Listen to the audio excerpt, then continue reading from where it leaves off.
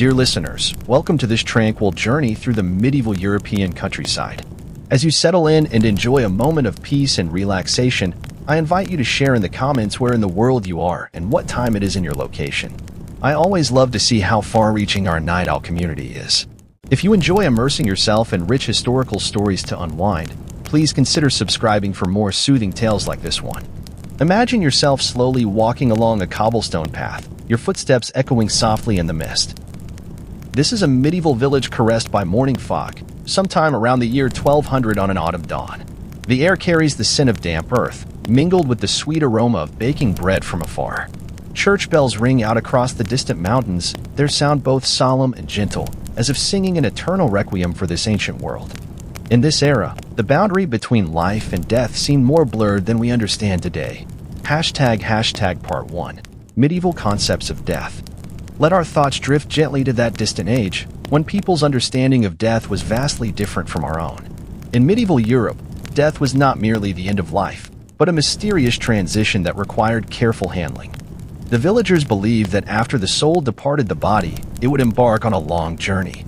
This journey was filled with unknowns, and the deceased's body could potentially become a vessel for various supernatural forces. Therefore, how to properly guide the departed into eternal rest became a refined and important art. Imagine that gentle candlelight flickering against stone walls, illuminating ancient parchment scrolls. In the monastery's scriptorium, monks carefully recorded details of various funeral rituals with quill pens. Ink slowly seeped into the parchment, forming beautiful Latin letters. These words documented how to ensure the dead could depart peacefully from this world, never to return and disturb the lives of the living. People of that time believed that if funeral rites were inadequate, the deceased's soul might become restless and could even return to the mortal realm in some form. This concern did not stem from malice, but from reverence for the unknown world and care for the departed. Part 2. Agnes's story. Let us follow a middle-aged woman named Agnes, who lived in a small village in northern England. Agnes was the village midwife and also an expert in handling matters of the dead. Her hands had both welcomed new life into the world and gently prepared those who had departed for their final rest. It was an overcast October afternoon, autumn wind gently caressing the wheat fields outside the village, golden grain swaying softly in the breeze. Agnes was in her cottage preparing various herbs and fabrics, for the village's old blacksmith Thomas had peacefully passed away the previous night. Agnes's fingers traced over a piece of white linen cloth, which would be used to wrap Thomas's body. Her movements were slow and reverent, every detail carrying deep respect. On the wooden table beside her lay various items arranged neatly. Several sprigs of dried rosemary, a small bag of coarse salt, a few candles, and some special metal nails. These nails were not ordinary nails. They were forged from pure iron, said to prevent evil spirits from entering the deceased's body. In that era, iron was considered a sacred metal with the power to ward off evil. Agnes gently picked up one nail, examining its shape carefully in the candlelight. The nail's head was polished very smooth, while the point was sharp and precise. As night slowly fell, the village settled into tranquility. Agnes lit a candle, its warm glow dancing across her face. She knew that tomorrow morning, she would begin the traditional pre-burial preparation ritual for Thomas. Part 3. The tranquil details of preparation rituals. When the first rays of morning light streamed through Agnes's cottage window, she had already risen to begin her preparations. The morning breeze carried the fragrance of fields, mixed with the scent of distant cooking fires. The village appeared and disappeared in the morning mist, like an ancient watercolor painting. Agnes first washed her hands with holy water, taken from the church's sacred font, said to possess purifying power. Water droplets slid from her fingertips, sparkling in the morning light. Then she began preparing various herbal mixtures. Rosemary was one of the most important herbs. This aromatic plant was believed to purify the air and dispel unclean vapors. Agnes gently rubbed the dried rosemary leaves, releasing their subtle fragrance. This scent was both soothing and mysteriously powerful. She also prepared lavender, sage, and thyme, each herb having its special meaning and efficacy. In another small clay pot, Agnes placed coarse salt. In medieval times, salt was viewed as a symbol of purity, able to prevent corruption and evil encroachment. She slowly stirred the salt grains with a wooden spoon, ensuring they were evenly distributed. The salt crystals sparkled with faint light in the candlelight, like tiny stars. When Agnes walked toward Thomas's house, the village was still immersed in morning mist. Her footsteps echoed softly on the stone pathway, carrying a basket filled with ritual items. The basket's contents were covered with an embroidered linen cloth, decorated with beautiful cross patterns. Hashtag Part 4. Sacred Preparation of the Body. Thomas's house was a typical medieval farmhouse, with thick stone walls and small windows. When Agnes pushed open the heavy wooden door, the interior was filled with the scent of candles and faint herbal aromas. Thomas's body lay on a wooden table in the main hall, surrounded by several lit candles, creating a solemn yet peaceful atmosphere. Agnes first gently cleansed Thomas's body with warm water and a special herbal mixture. This process was both practical cleaning and spiritual purification. Her movements were extremely gentle, as if Thomas were merely sleeping deeply. Warm water flowed slowly from her hands, carrying away the last dust of the mortal world. After cleansing, Agnes began implementing some special preventive measures. She first placed several grains of salt in Thomas's mouth, then gently wrapped his mouth with a small piece of linen cloth. This was done to prevent anything unclean from entering or leaving through the mouth, while also ensuring the deceased soul could smoothly depart the body. Next came one of the most important steps. Agnes took out those specially made iron nails. She first lightly touched a drop of holy water to Thomas's forehead, then gently inserted the first nail into a specific position on his head. This nail's purpose was not to harm, but to create a spiritual barrier preventing evil forces from entering the deceased's mind. The second nail was inserted into the chest, directly over the heart's position. This was considered the center of emotion and soul, requiring special protection. Agnes's movements were extremely careful, each step accompanied by whispered prayers. The final nail was inserted into the abdomen, where life force was believed to originate. Through this method, the deceased's body was completely protected, unable to be disturbed by any supernatural forces. Hashtag Part 5. Protection through spices and herbs. After completing the iron nail ritual, Agnes began filling various parts of the body with spices and herbs. This process had both practical preservation effects and profound spiritual significance. She first scattered large amounts of salt and dried rosemary into Thomas's chest cavity. Salt grains glittered in the dim candlelight, while rosemary released its fresh fragrance. This mixture was believed to purify the deceased's interior, preparing the soul for its journey. Cinnamon and cloves were also added to this sacred mixture. These spices from the distant east were extremely precious in medieval times, their fragrances believed to please angels while dispelling evil vapors. Agnes carefully scattered these spices, each grain carrying blessings and protection for the deceased. In the abdomen, she placed more herbal mixtures, including thyme, sage, and lavender. These herbs' fragrances blended together, creating an atmosphere both soothing and sacred. Thyme was believed to bestow courage, helping the soul bravely face the afterlife's journey. Sage symbolized wisdom, ensuring the deceased could make correct choices in the spiritual world. When all herbs and spices were properly placed, Agnes began carefully wrapping Thomas's body with linen cloth. This fabric was specially made by the village's finest weaver, embroidered with beautiful religious patterns and protective symbols. Each layer of wrapping had its special meaning. The first layer represented physical protection, the second symbolized spiritual purification, and the third signified soul ascension. Agnes's fingers gently smoothed over each layer of fabric, ensuring tight yet comfortable wrapping. Hashtag Part 6. Placement of charms and amulets.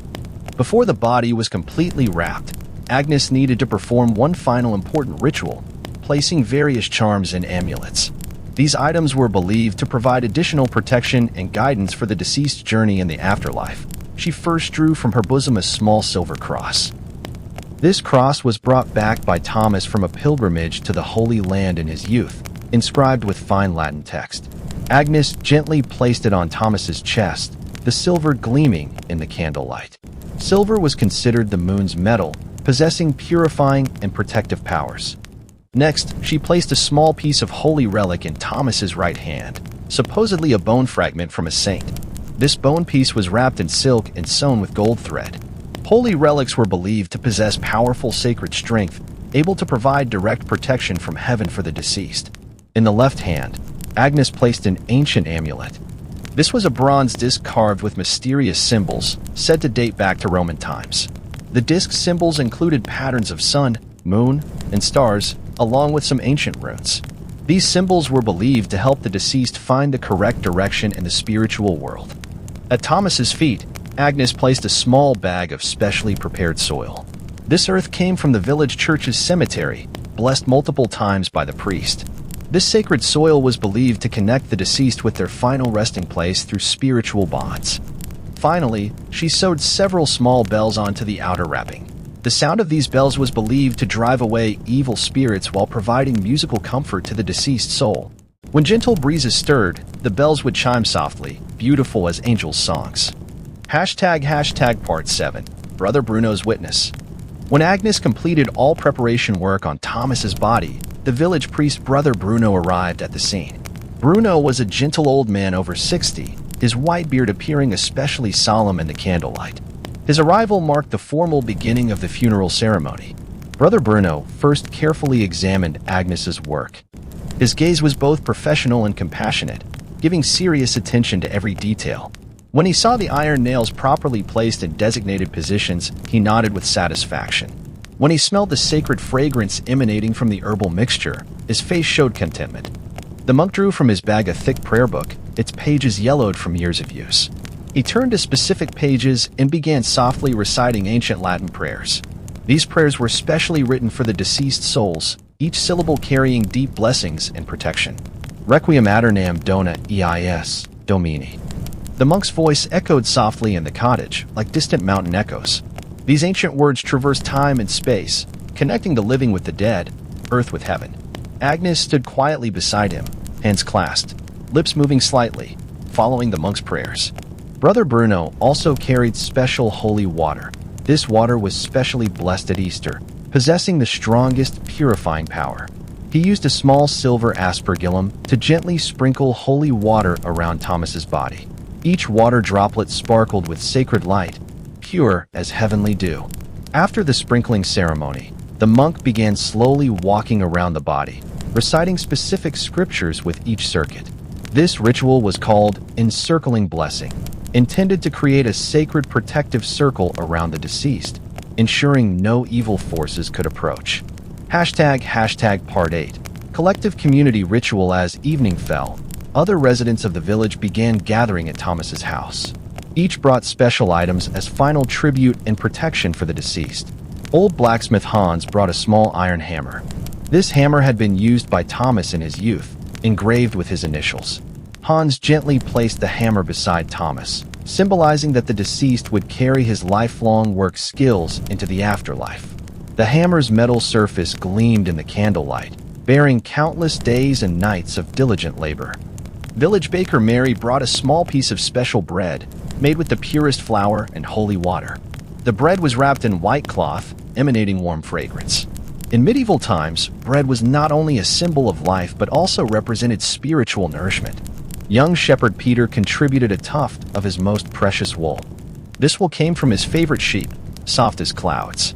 Wool was believed to possess warming and protective powers, able to provide comfort to the deceased in the cold spiritual world. Peter carefully placed the wool at Thomas's feet, hoping it would accompany the deceased through cold nights in the afterlife. Village herbalist Isabel brought a bouquet of special flowers, collected during a full moon night, said to possess powerful protective strength. Though dried, the flowers still maintained beautiful colors and subtle fragrance. She gently wove the flowers into a wreath, placing it around Thomas's head.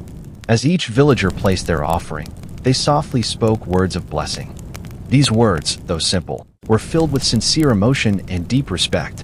Some wished Thomas would find eternal rest in heaven, others hoped his soul would protect the village from evil, still others prayed he would reunite with deceased relatives in the afterlife.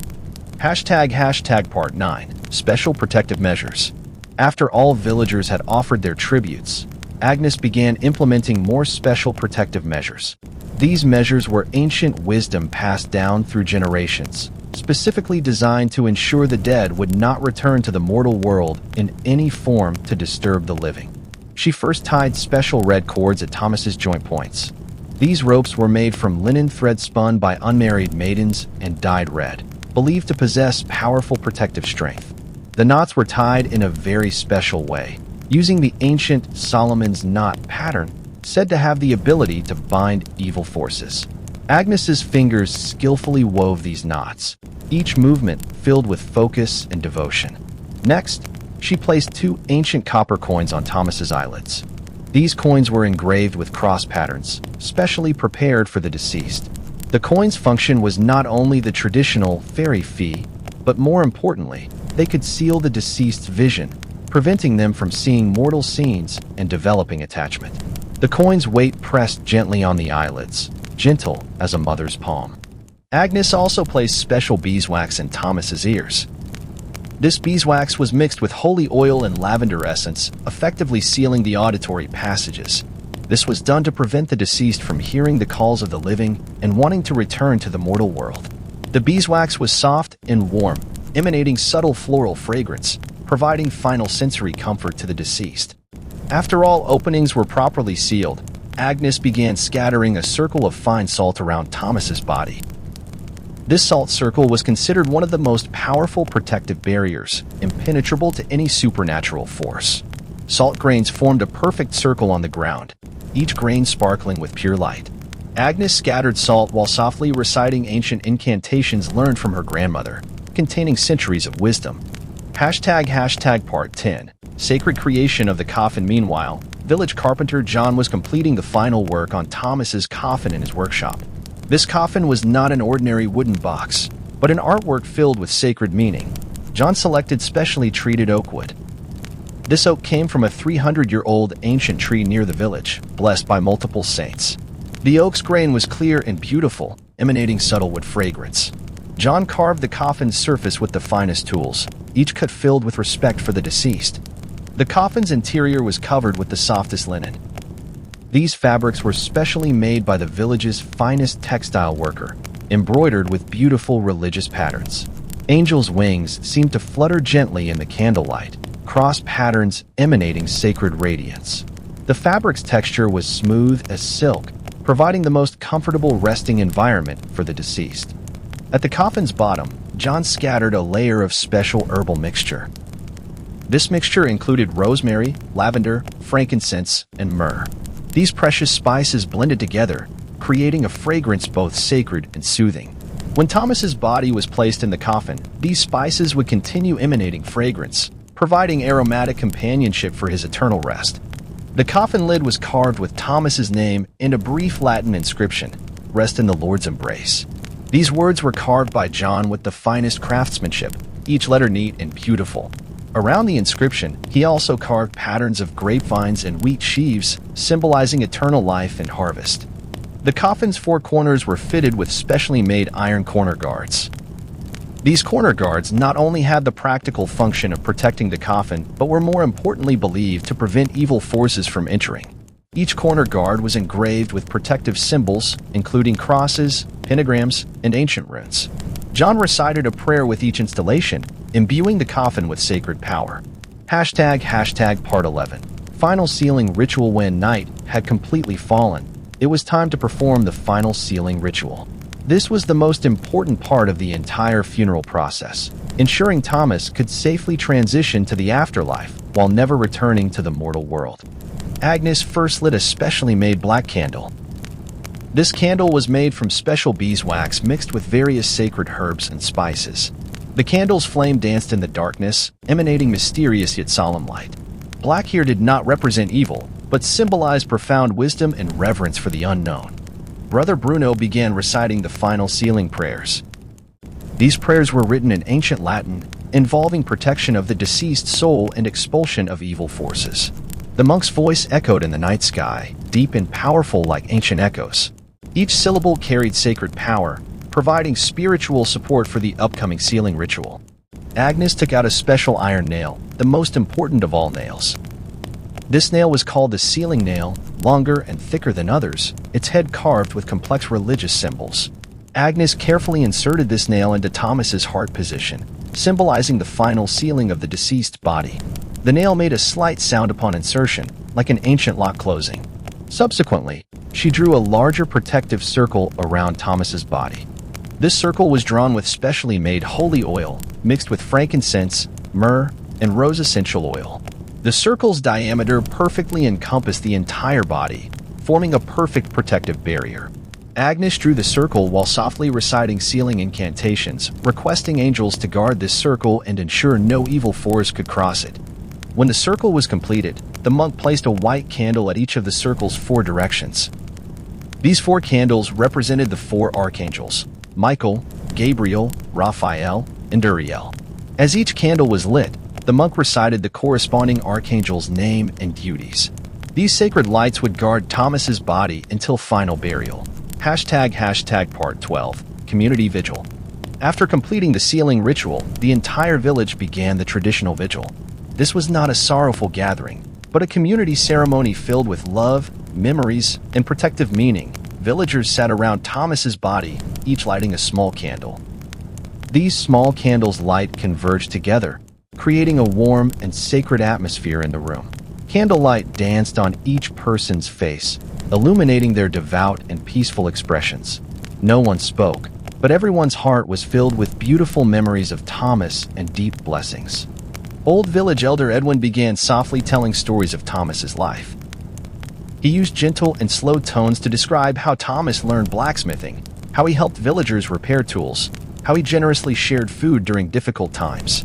These stories were not meant to evoke sadness, but to celebrate the completeness of a beautiful life, while ensuring Thomas's spirit could be completely recognized and respected. Young minstrel Anna began softly humming ancient requiems. Her voice was clear as silver bells, the melody both beautiful and solemn. These ancient songs were specially created for the deceased, with lyrics about the soul's journey, heaven's beauty, and eternal rest. Anna's voice floated in the night sky, pure as angels' chorus. During the vigil, villagers also performed special protective activities. Every hour, someone would rise to check candles around the circle, ensuring they continued burning. If any candle extinguished, it would be immediately relit while reciting protective prayers. This process symbolized the living's continuous care and protection for the deceased. Agnes regularly burned special spices in the room. These spices included frankincense, myrrh, and sandalwood, their smoke slowly rising, creating a sacred atmosphere in the room. Smoke was believed to carry prayers and blessings directly to heaven, while dispelling any potentially lurking evil vapors. The spice's fragrance mixed with candle scents, creating a sensory experience both soothing and sacred. Part 13. Final preparations before dawn. When the first rays of morning light were about to appear on the eastern horizon, it was time for final preparations. This moment was considered most sacred, as dawn represented rebirth and hope, the optimal time for the deceased transition to the afterlife. Agnes began carefully moving Thomas's body into the prepared coffin. This process required extreme care to ensure all protective measures would not be damaged. She first checked each iron nail's position, ensuring they remained securely fixed in correct positions. Then she rearranged the linen wrapping the body, ensuring each layer was smooth and comfortable. Before placing the body in the coffin, John again scattered fresh herbs at the coffin's bottom. These herbs included freshly picked rosemary, lavender, and thyme, their fragrance more intense and fresh. John's movements were both quick and precise. He knew time was important and must complete all preparations before sunrise. When Thomas's body was placed in the coffin, everyone present felt a profound tranquility. This tranquility was not sorrowful silence, but a sacred peace, as if the entire world had paused for this solemn moment. Thomas's face appeared very peaceful in the morning light, as if he were merely enjoying a deep, eternal sleep. Brother Bruno began the final blessing ritual. He held an ancient prayer book, reciting special blessing prayers in slow and clear tones.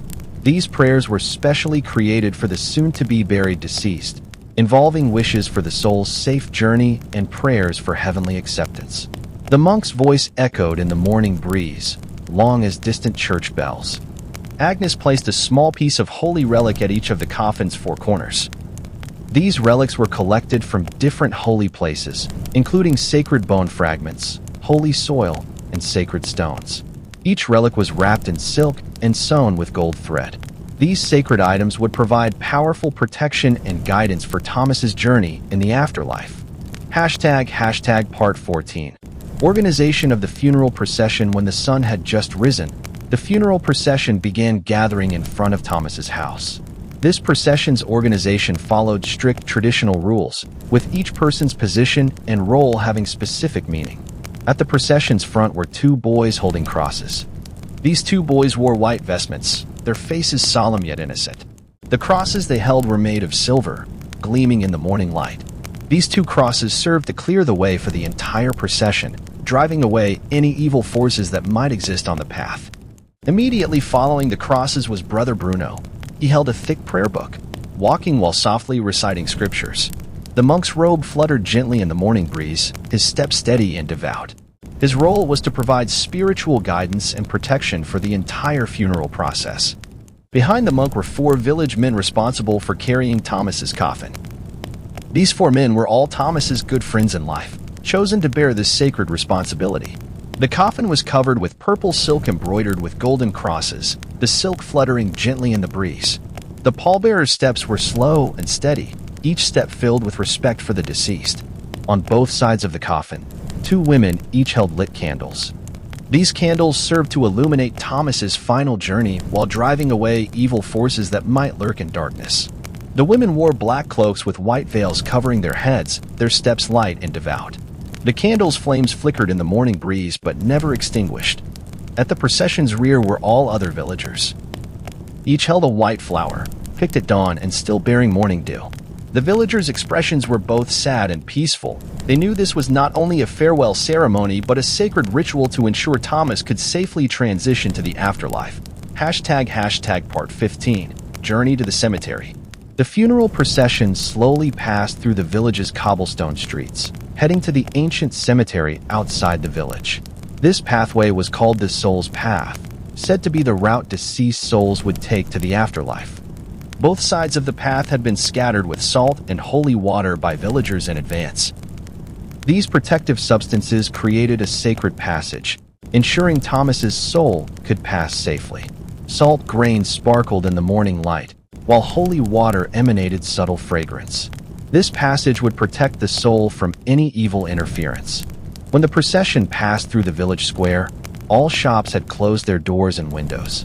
This was not from sorrow, but from respect and protection. Closed doors and windows symbolized the clear boundary between the living and dead, ensuring the deceased would not be attracted by mortal scenes and want to linger. Each closed door bore a small piece of red cloth, a symbol of protection. When the procession passed the village's ancient well, Agnes threw a silver coin into it. This silver coin was the first Thomas had earned in his youth, holding special commemorative significance. The coin ceremony requested protection from water spirits, ensuring Thomas's soul could gain safe passage when crossing spiritual world rivers.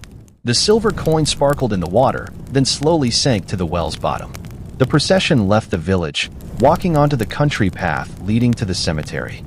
This path was lined with ancient oaks and willows, their branches swaying gently in the breeze, as if bidding farewell to the departed. Birds chirped softly in the branches, their songs both beautiful and solemn, adding natural musical accompaniment to this sacred moment. Along the path were also special marker stones. These stones were called soul stones, carved with ancient symbols and prayers. Whenever the procession passed a soul stone, Brother Bruno would stop to recite specific scriptures. These scriptures requested the ancient spirits contained in the stones to provide protection and guidance for the deceased. Hashtag Part 16. Sacred space of the cemetery. The village cemetery was located on a small hill, surrounded by ancient stone walls. This was not a fearsome place, but a sanctuary filled with tranquility and sacred atmosphere. The cemetery's entrance was a beautiful stone archway, carved with Latin inscription, "Rest in the Lord's embrace." The cemetery's layout followed ancient traditions. The oldest graves were at the cemetery's center, where the village's founders and early saints were buried. These ancient graves were carefully maintained, their headstones carved with beautiful religious patterns. From the center outward, other graves were arranged according to the deceased's social status in life and time of death. Thomas's grave had been dug in advance. This grave's location was carefully chosen, situated under an ancient oak tree shadow, facing east so Thomas could see each day's sunrise in the afterlife. The grave's depth and width were dug according to traditional standards, with fine sand and gravel laid at the bottom to ensure good drainage. At the grave's four corners, the gravedigger had already placed 4 special protective stones. These stones came from a nearby sacred spring, said to possess evil-repelling power. Each stone was carved with cross symbols and blessed with holy water. These protective stones would ensure evil forces could not enter the grave while providing eternal protection for Thomas. The grave's bottom was also scattered with a layer of special herbal mixture. This mixture included rosemary, lavender, thyme, and sage. Their fragrance would last a long time, providing aromatic companionship for the deceased. The herbs' mixing proportions were carefully calculated to ensure effective preservation and pest control while creating a sacred environment. Agnes also drew a larger protective circle around the grave. This circle was drawn with a mixture of special holy oil and holy water, with a diameter of about 3 meters, completely surrounding the grave. The circle was scattered with salt and crushed silver, these substances believed to create a powerful spiritual barrier. No supernatural force could cross this barrier, ensuring Thomas could rest in complete safety. Part 17.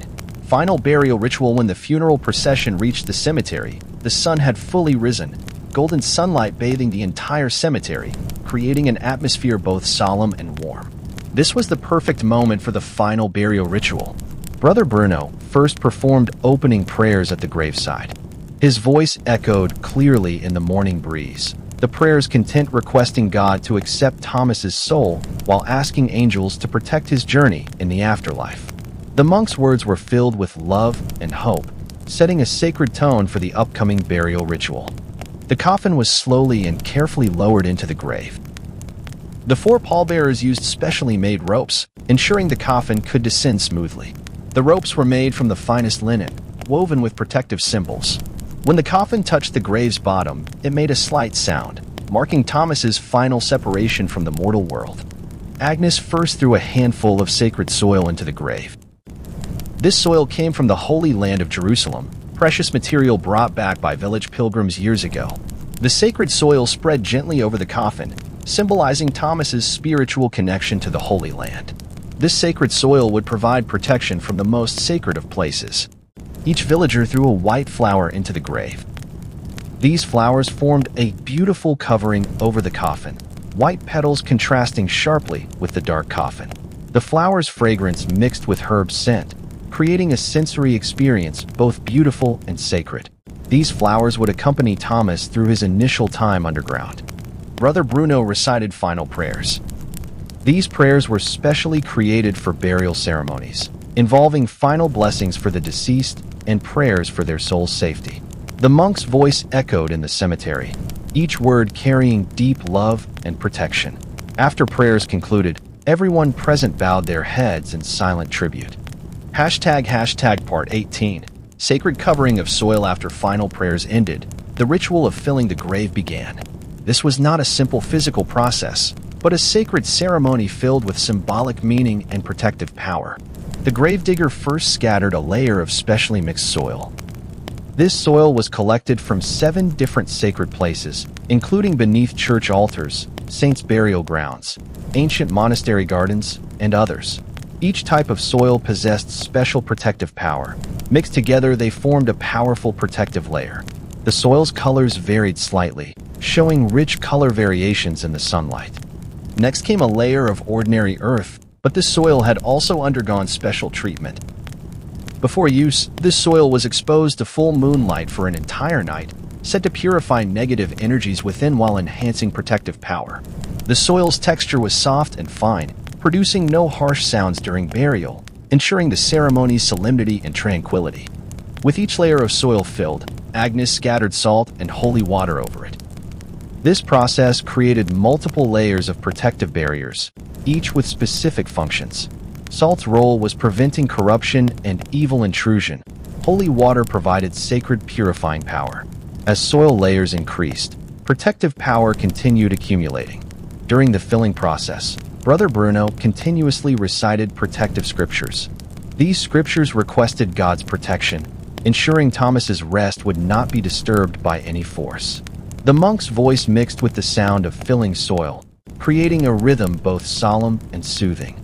Each shovelful of soils falling was accompanied by a prayer, filling the entire process with sacred meaning. When the grave was completely filled, the surface formed a slightly raised mound. This mound shape was carefully arranged, ensuring rainwater could flow away smoothly while maintaining beautiful appearance. The mound's surface was scattered with fine grass seeds that would soon sprout, providing green coverage for Thomas's resting place. Part 19. Placement and blessing of the headstone. After filling the grave, it was time to place the headstone. Thomas's headstone was crafted by the village's finest stonemason, serving not only as a memorial marker but as a sacred object possessing powerful protective strength. The headstone was made from the hardest local granite. This stone possessed natural weather resistance, able to withstand time's test. The stonemason carved Thomas's name, birth and death dates, and a brief Latin inscription on the headstone. Requiescat in pace, may he rest in peace. The carving craftsmanship was exquisite, each letter clear and beautiful. The headstone's top was carved with a beautiful cross. This cross was not only a symbol of Christian faith but believed to possess powerful protective strength. The cross's four arms were each carved with small angel figures that would forever guard Thomas's resting place. At the cross's center was carved a rose, symbolizing eternal love and beauty. Both sides of the headstone were carved with vine and leaf patterns. These plant patterns were not only beautiful, but held profound symbolic meaning. Vines represented life's continuation and eternity. Leaves symbolized hope and rebirth. These patterns' carving was very delicate, each leaf lifelike, as if swaying gently in the breeze. Before placing the headstone, Agnes buried some special items at its base. These items included a small piece of iron, a quartz crystal, and a silver coin. Iron possessed evil-repelling power, crystal could purify surrounding energy, and the silver coin represented purity and protection. These items were wrapped in silk and buried at the headstone's foundation, providing additional protection for the entire grave. Brother Bruno blessed the headstone with holy water. He used a silver aspergillum to gently sprinkle holy water on the headstone's surface. Each drop of holy water sparkled with sacred light, seeming to infuse the headstone with life force when touching the stone surface. The monk sprinkled water while reciting blessing prayers, requesting God's protection for this sacred memorial. Part 20. Completion of protective rituals. After placing the headstone, Agnes began performing final protective rituals. These rituals would ensure Thomas's resting place received comprehensive protection, preventing any evil force from approaching. She first planted 4 tree saplings around the grave. These 4 saplings were planted in the east, south, west, and north directions of the grave, destined to grow into strong trees providing natural protective barriers for Thomas. These saplings were taken from sacred forests, said to possess evil-repelling power. Over time, they would form a green protective circle. At each sapling's roots, Agnes buried a small protective stone. These stones came from ancient church foundation stones, carved with tiny cross symbols. Protective stones would provide sacred power for saplings' growth, while ensuring they always possessed protective functions. As saplings grew, these protective stones would merge with tree roots, forming eternal guardianship. Agnes also scattered a circle of special grass seeds around the grave.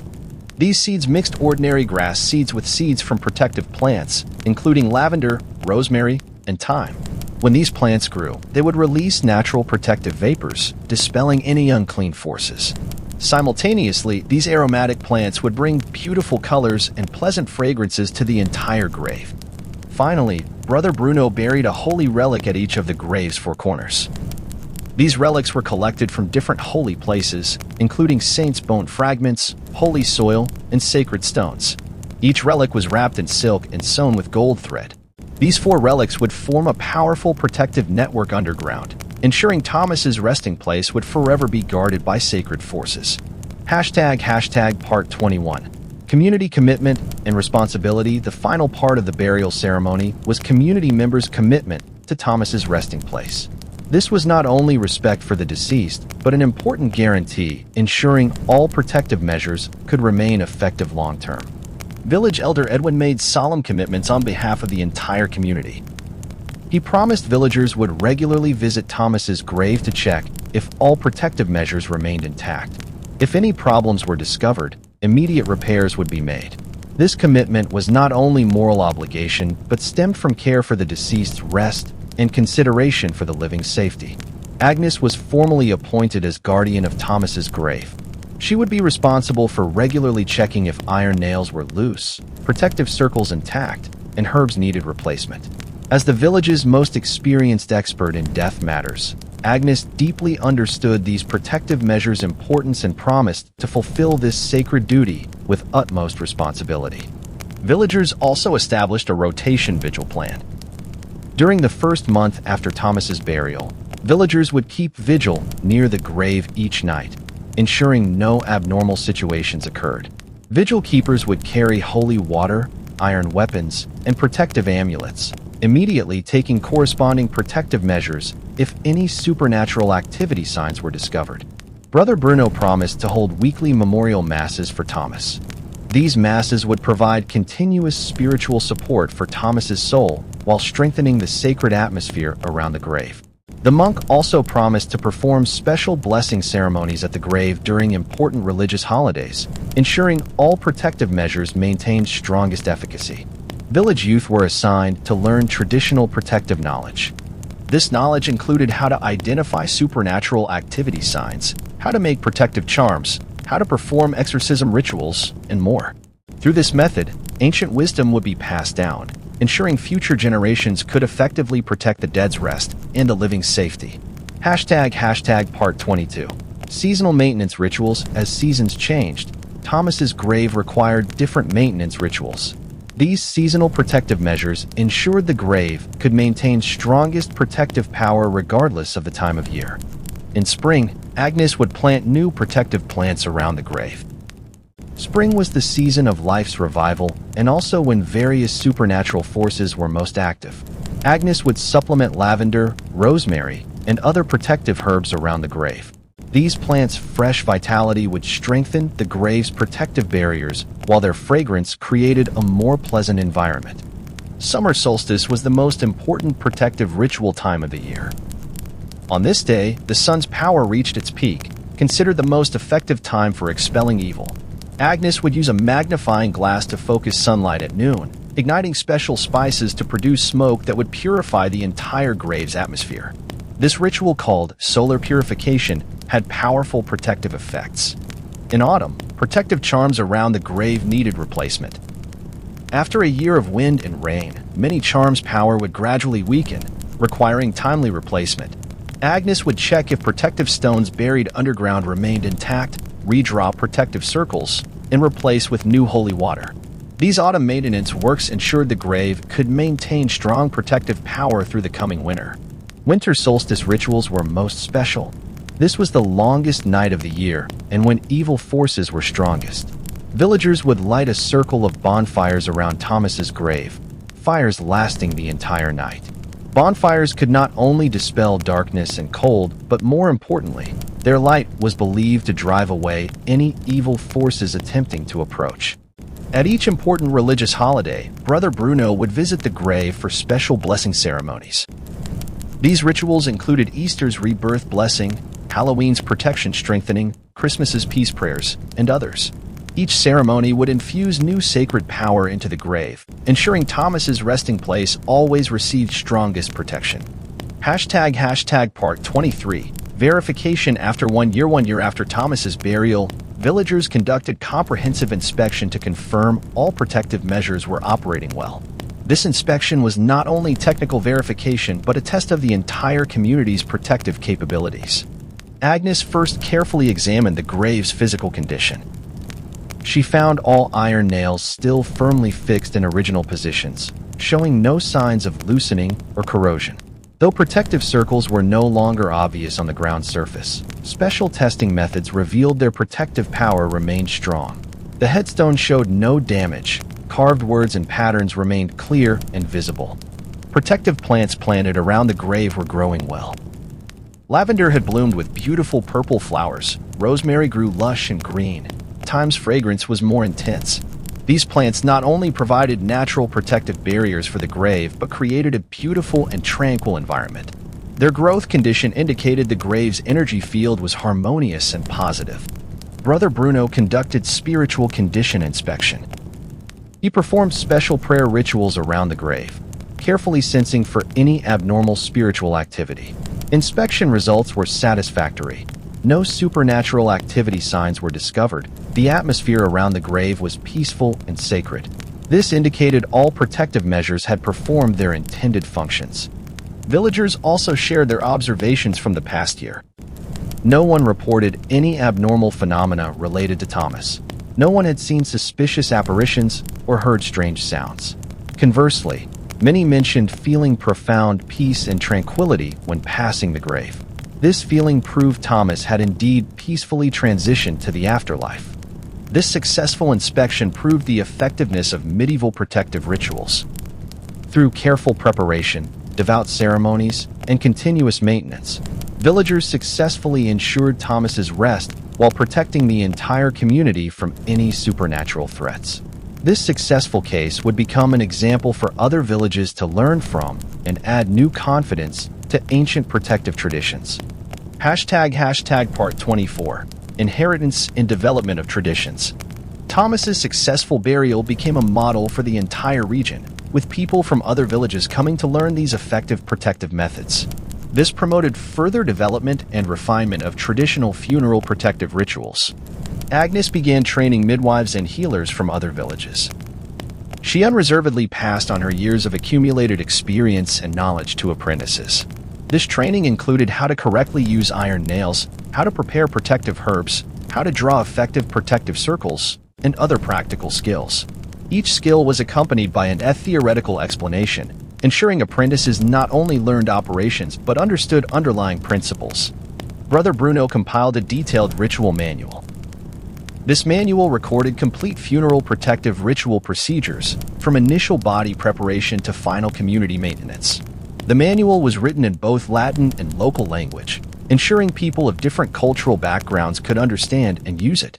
This manual quickly spread among various monasteries and churches, becoming standard reference literature. The village's experience also promoted improvement of protective tools. Blacksmiths began making more refined protective nails, carving more complex protective symbols. Herbalists discovered new plant combinations with stronger protective effects. Stonemasons learned to carve more complex headstone patterns, enhancing their protective functions. These technical improvements made protective rituals more effective and reliable. The younger generation showed strong interest in traditional knowledge. Many young people actively requested to learn these ancient skills, recognizing these knowledge's importance for community safety. This positive attitude ensured tradition's continuation while injecting new vitality into ancient rituals. Young people also proposed innovative ideas, making traditional rituals keep pace with times. Part 25. Circular return to tranquility. As night once again fell over this ancient village, our story approached its end. Moonlight gently bathed Thomas's grave, illuminating those carefully planted protective plants in the solemn headstone. More than a year had passed, and the village still maintained its former tranquility. Children played happily in the streets, farmers worked diligently in fields, blacksmiths hammered iron in workshops. Life continued its eternal cycle, and Thomas's story had become a beautiful part of this cycle. His departure was not an end, but a continuation in another form. Agnes was now a respected elder. She continued providing her professional services to the village, each funeral ceremony reaffirming ancient wisdom. Her hands remained gentle and steady, her knowledge remained profound and reliable. Through her work, the transition between life and death became more peaceful and sacred. Brother Bruno's hair had turned completely white, but his voice remained clear and strong, his faith remained firm and unwavering. Every Sunday, when bells rang, he continued providing spiritual guidance and comfort to villagers. He knew death was not an end but another beginning, and his duty was helping people understand this profound truth. Thomas's grave had now become one of the village's most beautiful places. Protective plants grew lush and fragrant, the headstone gleamed in moonlight, the entire environment emanated deep tranquility and peace. Villagers often came here to contemplate and pray, not from fear, but because this place represented hope and eternity. as our thoughts slowly return to the present, back to your warm, comfortable bed. You can feel that deep tranquility surrounding you. Just as Thomas found his eternal rest, you too are about to enter sweet dreams. These ancient stories remind us that even the deepest fears can be resolved through love, wisdom, and community strength. Medieval people, through these meticulous rituals, not only ensured the deceased rest, but more importantly provided psychological comfort and protection for the living. Their methods might seem complex, but the principles behind them were simple. Treat the dead with love and respect. Protect the living with wisdom and unity. Hashtag conclusion. Sweet dreams as night deepened, as your eyelids grew heavier. Please remember Thomas's story, remember Agnes's gentle hands, remember Brother Bruno's devout prayers, remember the entire village's unified strength. These beautiful memories will accompany you into dreams, bringing peace and protection to your sleep. In dreams, you might see that ancient village. Cobblestone roads gleaming in moonlight, church bells echoing across distant mountains, lavender fragrance drifting in night wind. This is a world without fear, only love and protection, a place where ancient wisdom and modern understanding perfectly merge. Just like those ancient rituals protecting Thomas. You too are surrounded by invisible protection and care. Your family, friends, even these ancient stories are weaving networks of safety and warmth around you. Under this network's protection, you can peacefully release the day's fatigue, letting your soul find true rest and tranquility. May ancient wisdom bring you modern peace. May the tranquility of medieval villages become tonight's lullaby.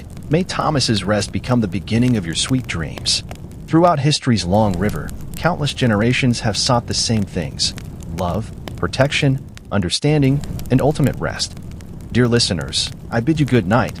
May you dream sweetly of that village filled with ancient wisdom and deep care, where everyone transmitted warmth and protection in their own way. Until next time, rest well, dream of lavender fields under moonlight and the eternally peaceful sound of church bells. May you find present tranquility in history's embrace. May these ancient stories become your bridge to sweet dreams. Good night. Rest in knowledge's warm glow. Dream of those ancient times when love and wisdom conquered fear.